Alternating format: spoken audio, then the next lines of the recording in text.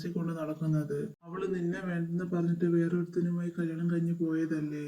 ശരിയാണ് കിരൺ നീ പറയുന്നത്. പക്ഷേ എന്റെ മനസ്സ് ഇപ്പോഴും പറയുന്നത് അവൾ എനിക്ക് വേണ്ടി കാത്തിരിക്കുകയാണെന്ന്. നിന്നോട് പറഞ്ഞിട്ട് കാര്യമില്ല, നീ ഇങ്ങോട്ട് നടന്നേ. അയ്യോ സോറി, ഞാൻ കണ്ടില്ല. സാരമില്ല. ആര്യ, ദാ വരുന്നു ഏട്ടത്തി. കുട്ടിയുടെ പേര് ആര്യ എന്നാണോ?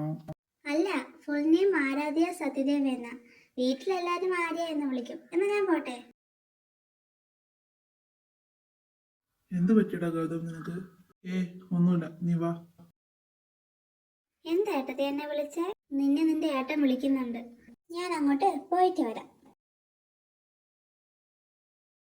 ഏട്ടായി എന്നെ വിളിച്ചോ? ആ, മോള് വന്നോ?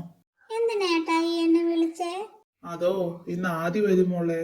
ഓ ശരിക്കും, ഇനി അടിച്ചു പൊളിക്കും. നിനക്കറിയാലോ ചേച്ചിക്ക് ഒട്ടും വയ്യാത്തതാ മോളതുകൊണ്ട് ചേച്ചി ശല്യമൊന്നും ചെയ്യലും കേട്ടോ വരുമ്പോ. അറിയാട്ടാ, എന്റെ ചേച്ചി വരട്ടെ, ഞാൻ ചേച്ചിനെ പഴയതുപോലെ ആക്കും. ഇതെന്റെ വാക്കാ.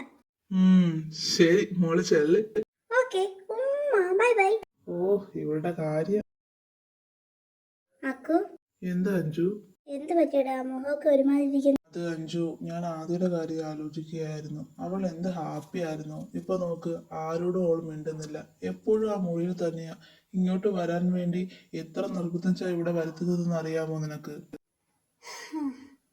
എല്ലാം ശരിയാകും അക്കു. നീ വാ, വല്ലതും കഴിക്കാം.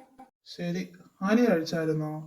ആടാ, അവള് നേരത്തെ കഴിച്ചു. ഇനി നീയും ഞാനും കൂടെ കഴിക്കാനേ ഉള്ളൂ. വാ, എന്നാ വാ കഴിക്കാം. എന്നാ വാ കഴിക്കാൻ പോകാം.